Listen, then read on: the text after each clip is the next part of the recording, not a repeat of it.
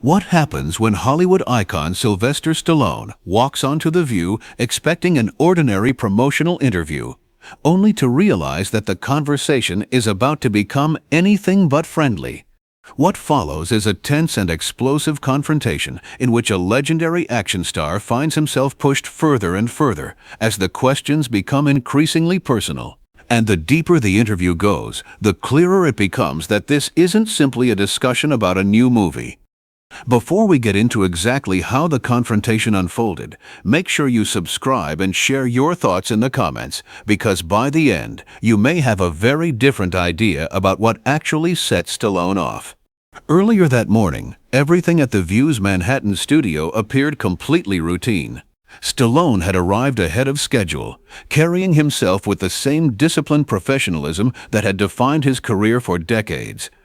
His publicist had told him to expect a relaxed conversation focused on his latest project, so there was no obvious reason to think anything unusual was waiting for him. Now in his 70s, Stallone still maintained the imposing physical presence that had become part of his identity, and as assistants moved around the green room, preparing him for the cameras, he remained calm and focused. "Mr. Stallone, we're so excited to have you here today," one production assistant told him enthusiastically.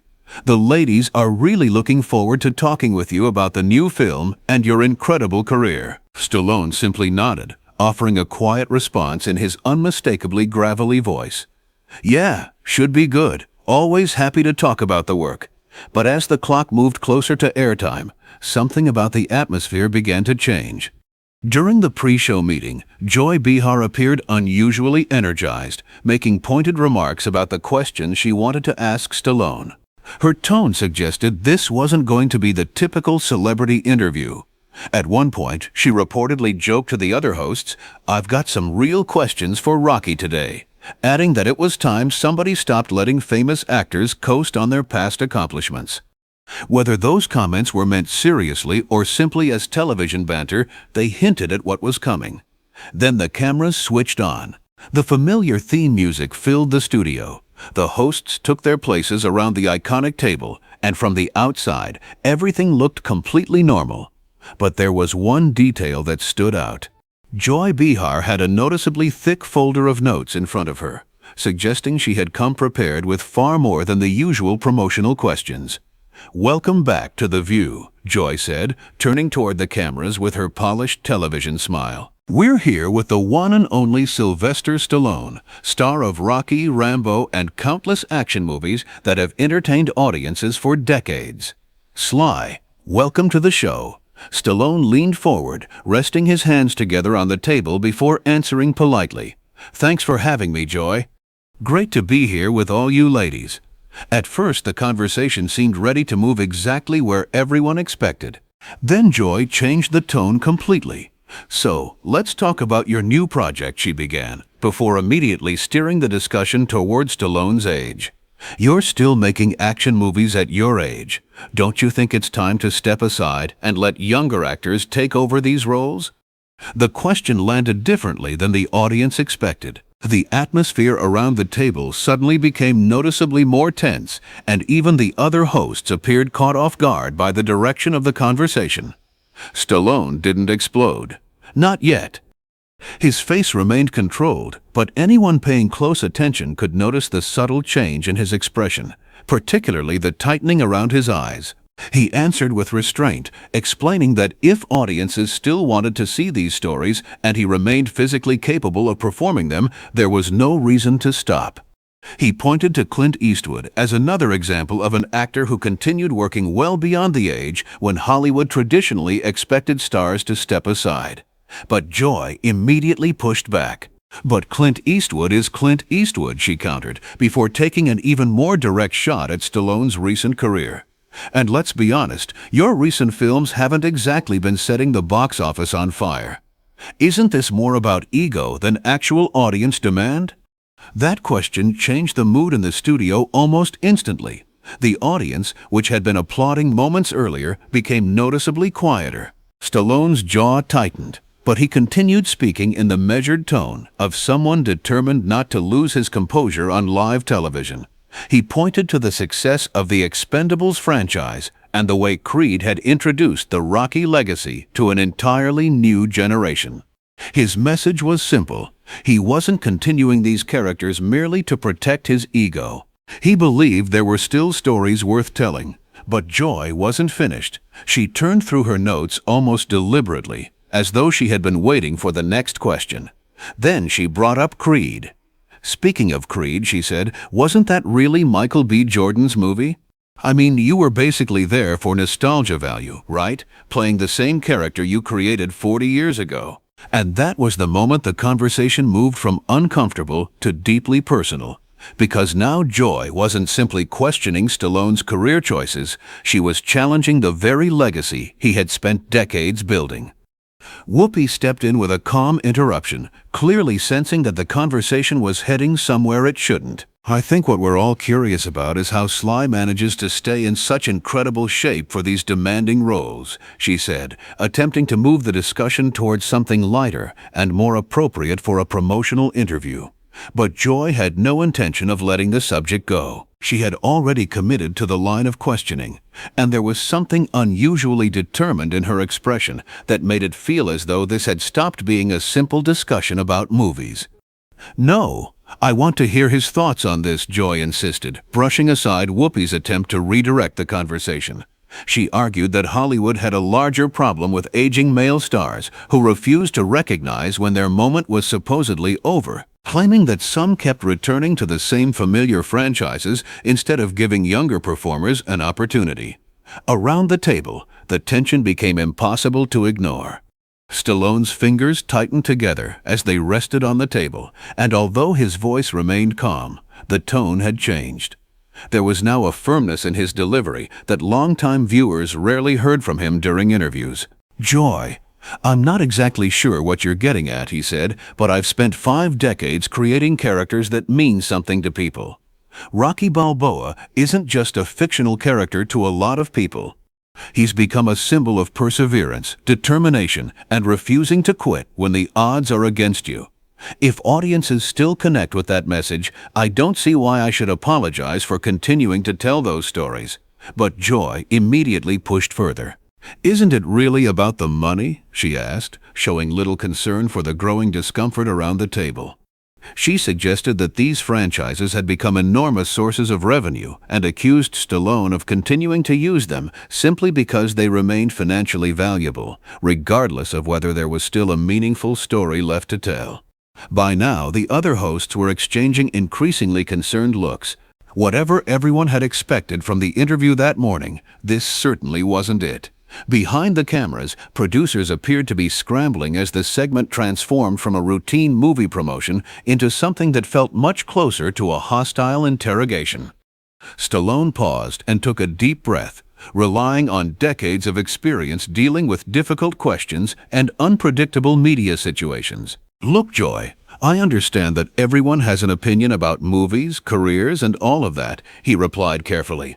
"But I think you may be underestimating what these characters mean to people and why they've continued to connect with audiences across different generations." Joy didn't even give him time to finish the thought. "Do they, though?" she fired back. Then she suggested that perhaps what audiences were really seeing was Hollywood's old boys club, protecting its established stars, with projects being approved because of personal relationships and industry connections rather than the strength of the material itself.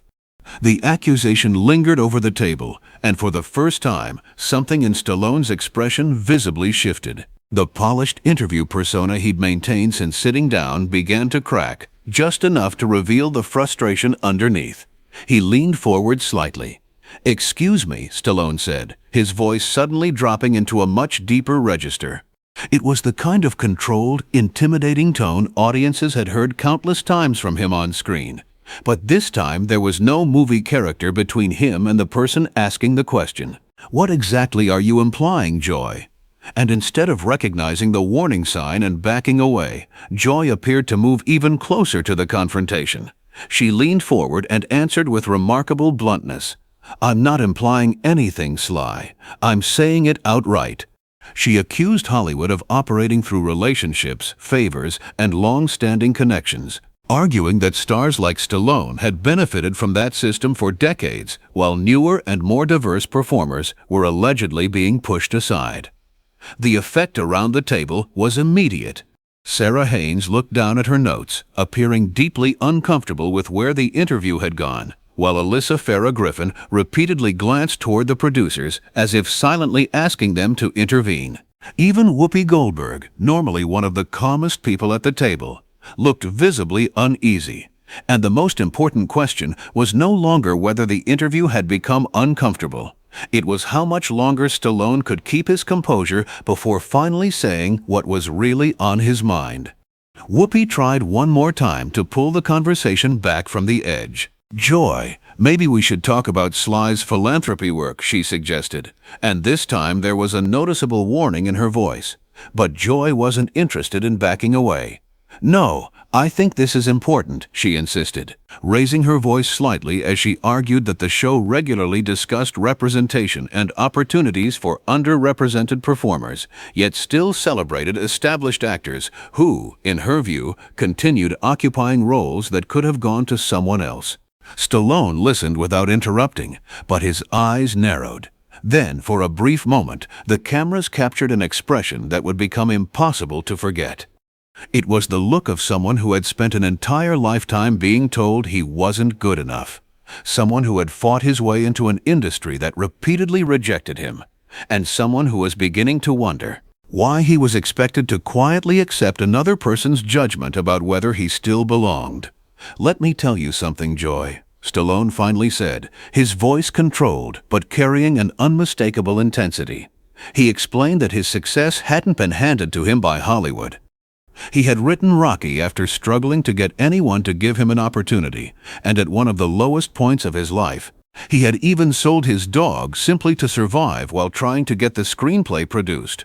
When the studios finally showed interest, they wanted to buy the script but cast a more established actor in the lead, someone who matched their idea of what a Hollywood leading man was supposed to look like.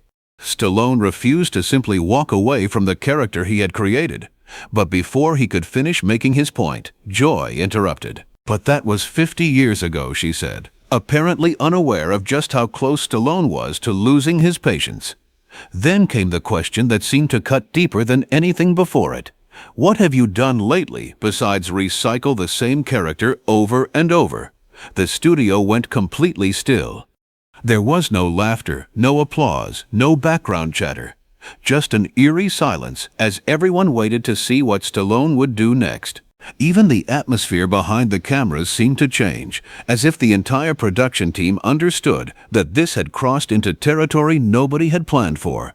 Stallone slowly relaxed his hands and leaned back, but strangely, that made the moment feel even more tense. He no longer looked defensive. He looked ready. "What have I done lately?" he repeated, almost as if he couldn't believe the question. Then he began listing what he believed his career had given to others. He pointed to the opportunities created for actors through the Expendables franchise, the young directors and writers he had mentored, and the stories he had continued telling about working-class characters and underdogs who refused to surrender when life pushed them down. But Joy immediately turned that defense into another attack. "All starring you, of course," she said with a sharp laugh. Then she suggested that it was awfully convenient that all these opportunities for other people somehow still kept Sylvester Stallone at the center of attention. And that's when something changed. You could see it happen in real time. The frustration that Stallone had been holding back throughout the interview suddenly seemed to converge into one unmistakable moment. His next words came quietly, but the anger behind them was impossible to miss. "You know what, Joy? I've been sitting here trying to be polite.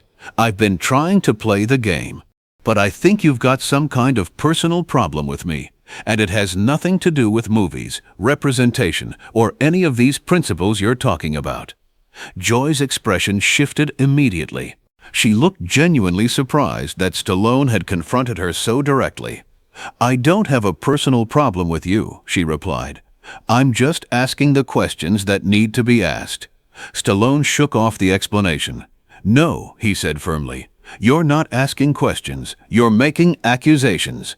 he continued, arguing that she was treating him like some outdated relic who should disappear simply because she believed someone else deserved the spotlight. Joy pushed back, insisting that she didn't have an agenda, but the confidence behind her voice had noticeably weakened.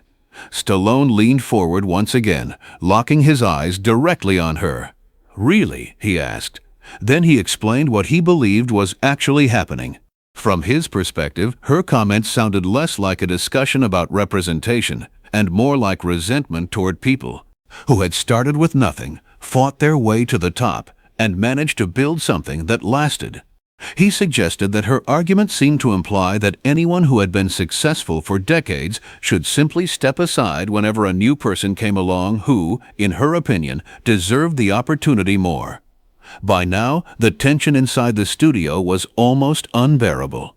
The other hosts had stopped trying to guide the conversation, and instead they sat silently watching the confrontation unfold. Joy tried to defend herself. "That's not what I said," she replied, but the aggressive certainty from earlier was gone from her voice. Stallone didn't hesitate. "It's exactly what you said." And with those 5 words, the entire atmosphere of the interview changed. "You questioned whether I even have the right to keep making movies. You questioned why I make them. You accused me of holding other people back simply because I refused to walk away from an industry I spent decades helping build. And you delivered all of it with this attitude that somehow you're the authority who gets to decide which people deserve success and which people don't." Joy immediately tried to take back control, sitting up straighter and attempting to restore the confident, confrontational tone she'd used earlier. "Look, Sly, I think you're being a little oversensitive," she said. "I'm simply pointing out that Hollywood has a diversity problem, and perhaps actors from your generation need to step aside and give newer voices a chance." But Stallone wasn't interested in defending himself anymore. Something fundamental had shifted. The man who had spent the entire interview answering question after question with patience was finally done absorbing the criticism. And the cameras were capturing every second of it. "Oversensitive?" Stallone repeated, his voice rising for the first time. Then he looked directly at Joy. "Let me tell you what oversensitive is, Joy. Oversensitive is using a national television platform to attack someone who came here expecting to discuss his work, only to turn the entire interview into a personal ambush disguised as social commentary." Joy quickly pushed back. "They're not personal attacks," she insisted, although the confidence in her voice had clearly begun to disappear. Stallone immediately challenged her. "Then what would you call it?" he demanded. "Because for the last 10 minutes you've told me I'm too old. You've suggested I'm greedy. You've accused me of taking opportunities away from people you believe are more deserving, and you've basically connected me to everything you think is wrong with Hollywood. If none of that is personal, then I'd hate to know what you consider crossing the line." The audience sat in complete silence. Nobody was laughing anymore. Nobody was applauding. They were simply watching, almost unable to look away from a confrontation that had completely escaped the boundaries of a normal celebrity interview. But just when it seemed Joy might finally recognize how far things had gone, she made a decision that would push the situation even further. Instead of backing down, she doubled down. With a dismissive wave of her hand, Joy looked at Stallone and said, "Look, Sly, maybe this is just what happens when people get older and more sensitive. You can't handle criticism the way you used to. Maybe that's another indication that it's time for you to step back." The words landed like a thunderclap. Several of the other hosts physically recoiled in their seats, and the atmosphere inside the studio became almost surreal. Everyone seemed to understand that Joy had just crossed a line. Stallone didn't respond immediately. He became completely still, his face revealing flashes of anger, disbelief, and hurt that even decades of acting experience couldn't fully conceal.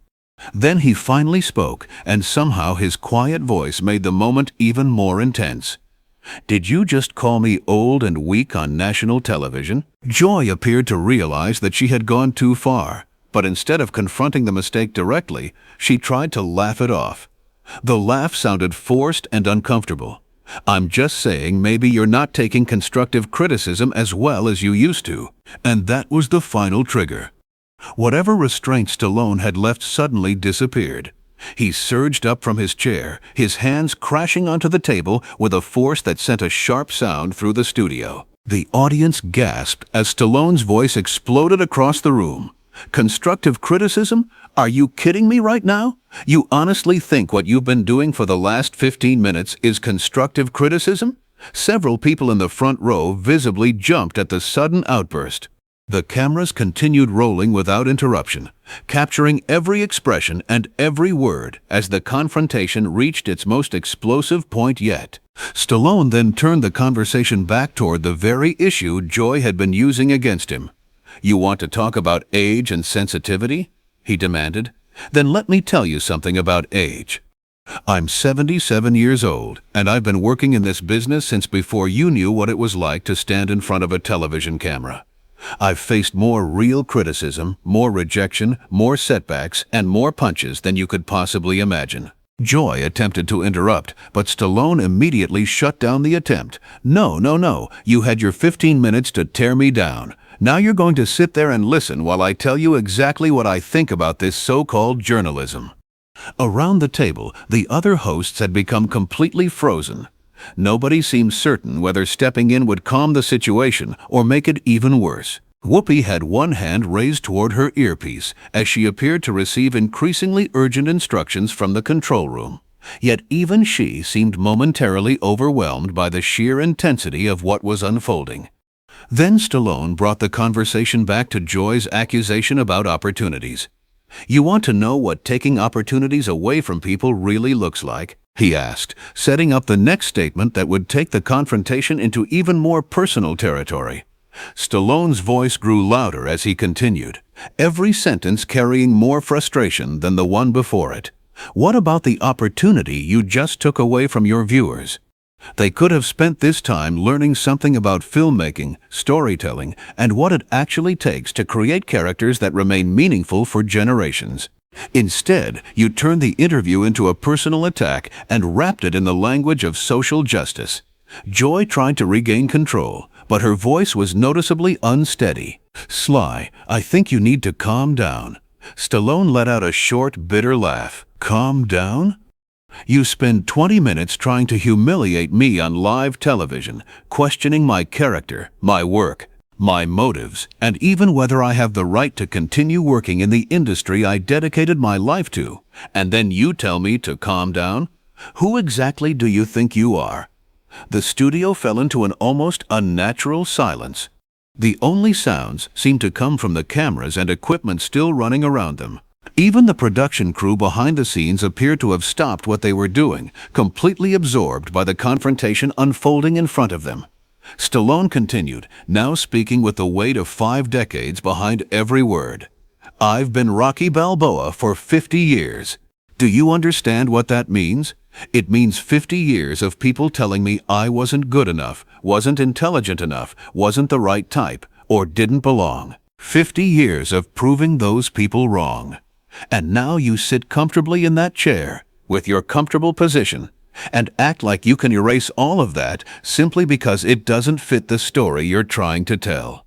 Joy began to respond, but Stallone raised one hand, stopping her before she could get another word out. "You want to talk about diversity and representation? Fine, let's actually talk about it honestly." He reminded the audience that when he wrote Rocky, he wasn't a powerful Hollywood insider. He was a struggling actor from Philadelphia who was having trouble getting anyone in the industry to take him seriously. Studios wanted the screenplay, but they wanted to put a much bigger star in the lead. Stallone refused. For 2 years, he fought for the right to play the character he had created, even while executives warned him that refusing their offer could destroy his career before it had even begun. His voice rose again as the memories seemed to come rushing back. "But I believed in that character," he said. "And I believed working-class people deserved to see themselves represented as heroes on screen." Then he delivered the point he clearly wanted Joy to understand. "That's diversity, Joy. That's representation. Rocky Balboa," he explained, "wasn't designed as some perfect Hollywood hero. He was a struggling man from South Philadelphia who had been knocked down by life and simply refused to stay there. Joy tried to interrupt, reminding him that those circumstances belonged to the past. Stallone immediately rejected that argument. No, that's now. That's every day. His anger surged again. You think success made me forget where I came from? You think I don't know what it's like to be counted out? To be told you don't belong?